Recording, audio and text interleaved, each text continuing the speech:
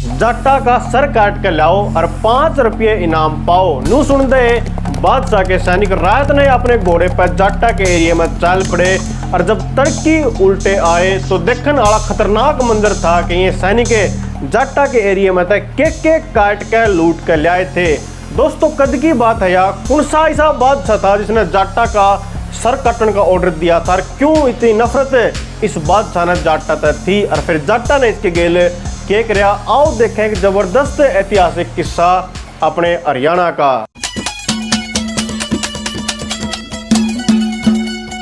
सितंबर 1756 अहमद शाह दुर्रानी अफगानिस्तान काबुल तय हिंदुस्तान फतेह करने चल पड़ा। 4 अक्टूबर ने उसका हरावल दस्ता की कहा करते जो सैनिक सब आगे चलिया करते सेना में वो हरावल दस्ता कवाया जा करता। तो इसका हरावल दस्ता 4 अक्टूबर ने लाहौर पहुंच गया, पर खुद का कैंप दुर्रानी पेशावर में लगा कर बैठ गया और अपने वजीर दिल्ली भेज दिए कि जाओ मेरा पैगाम पहुंचा दो कि या तो दुर्रानी की गुलामी स्वीकार कर लो, नहीं तो बहुत बड़ी सेना लेकर अहमद शाह दुर्रानी हिंदुस्तान पर चढ़ाई करेगा। इस टाइम पे दिल्ली पे कब्जा तो मराठा का था, पर जो शासन व्यवस्था थी वो एक मुगल इमाद उल मुल्क संभाला करता। जब दुर्रानी की गुलामी का पैगाम मराठा ने ठुकरा दिया, बात नहीं बनी, तो अहमद शाह सेना लेकर हिंदुस्तान के दिल्ली के बढ़ने लग गया और 12 जनवरी 1757 में पानीपत पहुंच गया। अब उसके शामी दिल्ली जमा खाली पड़ी थी। यह सेना आगे बढ़कर 4 दिन बाद 16 जनवरी 1757 में जब नरेला पहुंची तो जो रोहिला थे वह नजीबोदौला के नेतृत्व में आकर इन दुर्रानी की सेना में मिल गए। हालांकि पहले ये मुगला की सेना में थे, पर गद्दारी करके दुर्रानी की सेना में आ मिले। आराम से दुर्रानी की सेना दिल्ली के भीतर चली गई, कोई इसका विरोध नहीं होया और 21 जनवरी 1757 ने दिल्ली की मस्जिदा में दुर्रानी के नाम के खुतबे पढ़े गए। खुतबे यानी प्रशंसा करी गई। इस टाइम पे मराठा की सेना मराठा जनरल अंताजी माकेश्वर के नेतृत्व में दिल्ली छोड़कर फरीदाबाद जाकर खड़ी हो गई थी। यो सब देख कर तो दिल्ली वाले में भगदड़ मच गई, क्योंकि 1738 में जब नादिर शाह आया था उसके जुल्म ये दिल्ली वाले अब तक भूले नहीं थे। और दोस्तों अगली बात मैं नहीं कह रहा, किताबा में लिख रही है कि इस टाइम पे जो सबसे सुरक्षित एरिया माने गए थे वह जो जाटा के आसपास एरिया थे वह मानने गए थे और लोगों ने भाजना शुरू कर दिया जाटा के एरिया का नया। फिर वो होया जिसका डर था। 28 जनवरी 1757 ने दुर्रानी लाल किले के भीतर सिंहासन पर जा बैठा और ऑर्डर दिया कि जाओ दिल्ली की सेना पर अत्याचार करो, इनके महिलाओं ने लूटो। और दुर्रानी की सेना पूरी दिल्ली में फैल गई, चाहे कोई आम आदमी था या फिर पैसे वाला प्रभावी शख्स, सबकी महिलाओं का बलात्कार करा, लूटे खसोटे और दिल्ली की बुरी हालत बनाना शुरू कर दी। इसके बाद अगला पैगाम दुर्रानी ने जाट राजा सूरजमल तक पहुंचा दिया कि जाट साम्राज्य वालों या तो मेरी गुलामी स्वीकार कर लो, नहीं तो पूरा का पूरा जाट साम्राज्य खत्म कर दिया जाएगा। दोस्तों जाट राजा सूरजमल का दुर्रानी की इस चिट्ठी का उत्तर सुनो। दुर्रानी तूने पूरा हिंदुस्तान फतेह नहीं किया है, अगर एक छोटे बालक इमाद उल मुल्क जिसको तूने दिल्ली में घुटनों पे ला दिया उसको हरा के इतना गर्व महसूस क्यों कर रहा है? मेरे ऊपर हमला करने में इतनी देरी हो क्यों रही है? ये किले बनाने में मैंने बहुत पैसा लगाया है। अहमद शाह मेरे साथ लड़े, दुनिया याद रखेगी एक बादशाह विलायत से आया था जिसने दिल्ली तो जीती पर एक जमींदार के आगे मजबूर हो गया। इतने बेइज्जती भरे उत्तर की उम्मीद दुर्रानी ने जाट राजा सूरजमल तक थी नहीं। सुनकर यो जवाब सूरजमल का दुर्रानी ने अपनी सेना तक हुक्म दे दिया कि राजा सूरजमल के क्षेत्र कुम्हेर और डीग पर हमला करना है। और दुर्रानी की शाही सेना 26 फरवरी ने बदरपुर में आकर डट गई और अपने सेनापति जहाज खान तक दुर्रानी ने लगभग 20,000 सैनिक दिए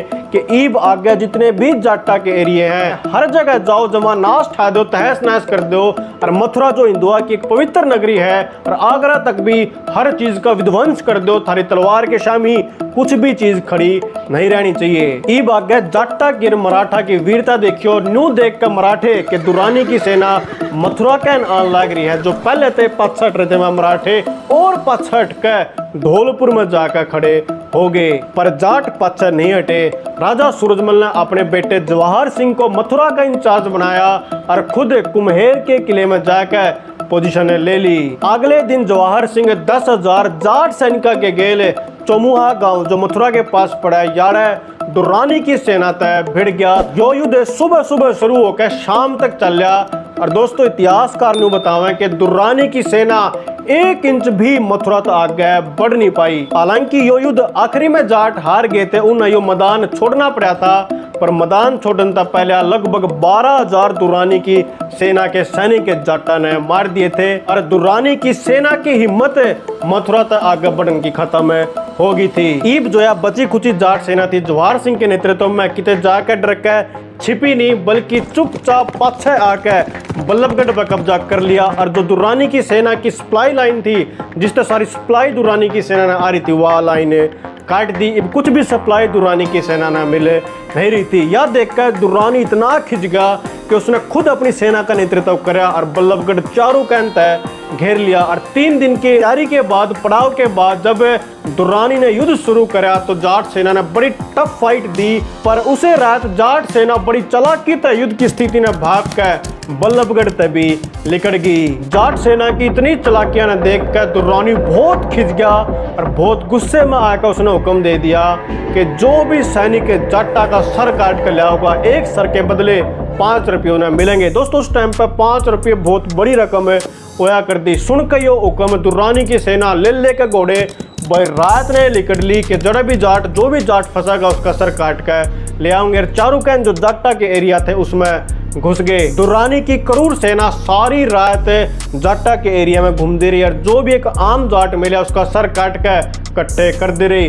जब इन्हें देखा कि इनके घोड़ा पे और जाटा के सर नहीं आ सकते, तो दुर्रानी की सेना ने जाटा के एरिया में तो लुगाई बंदी बनाना शुरू कर दी और उनके सर पर धरकर टोकरे जाटा ने काट उनके जो नरमुंड थे वह उन टोकरिया में धरकर इन लुगाइया ने सारी रात नुए घुमाते रहे। और तड़की जब ये दुर्रानी के ओर पहुंचे तो भाई बहुत सारे घोड़े ले रहे थे, उनके पीछे बहुत सारी लुगाई टोकरिया में नरमुंड यानी जाटा के सर लेकर दुर्रानी के सामने पेश हो गए थे और एक गिन के अपने 5 रुपये पर नरमुंड लेना शुरू कर दिया था। और यो एक काम नैर काट के 5 रुपये लेने का काम कुछ दिन तक लगातार चलता रहा। और दोस्तों फिर बिरानी के भगवान की मेहर फिरी कि एकदम तक दुर्रानी की सेना में ऐजा फैल गया और उसकी सेना ओढ़े मरन लगी।